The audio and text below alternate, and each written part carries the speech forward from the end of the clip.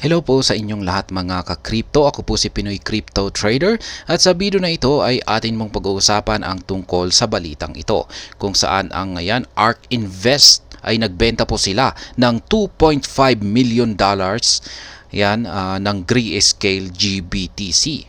Yan, at ginawa po nila yan noong si Bitcoin ay nagkaroon ng price surge. Ayan. Bago po tayo magpatuloy, ay nais ko po munang bigyang linaw ang aking disclaimer kung saan ang nilalaman po ng video na ito ay hindi po ito isang financial advice. For education and information purposes lamang po ang layunin nito.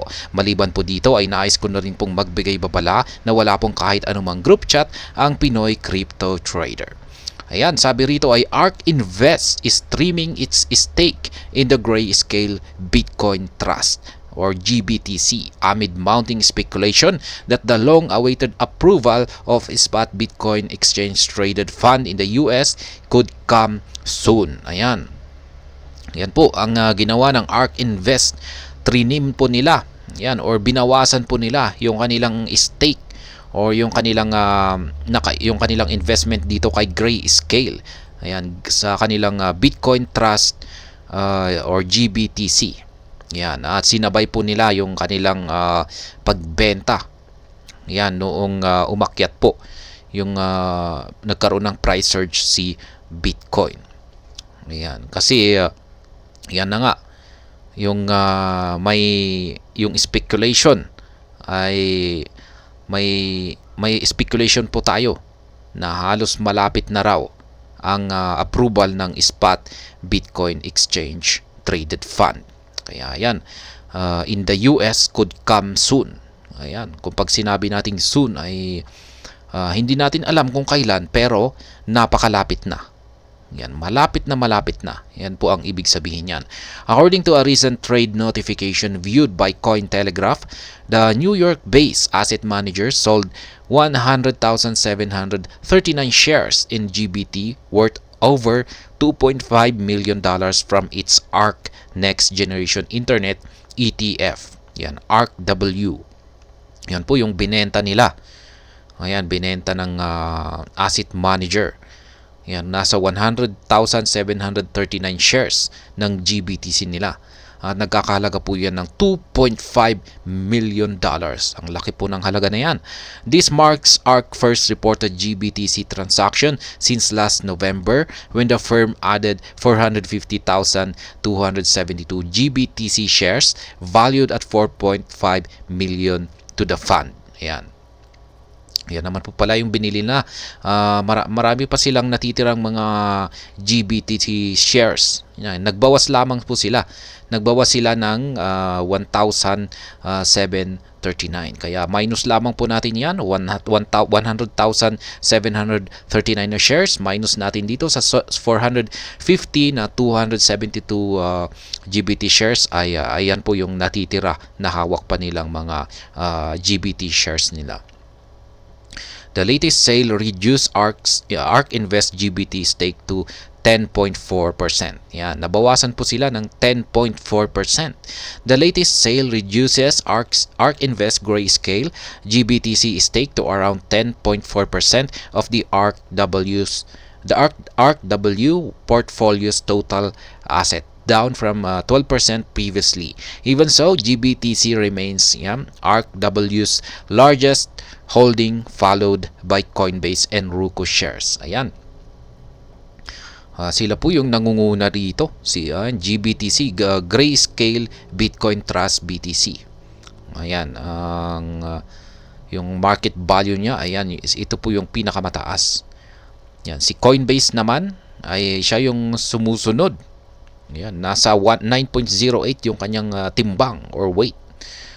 At yung pangatlo dito ay si Roku Incorporated, 7.44%. Ayan. Kaya yan, si GBTC ang nangunguna pagdating sa mga shares.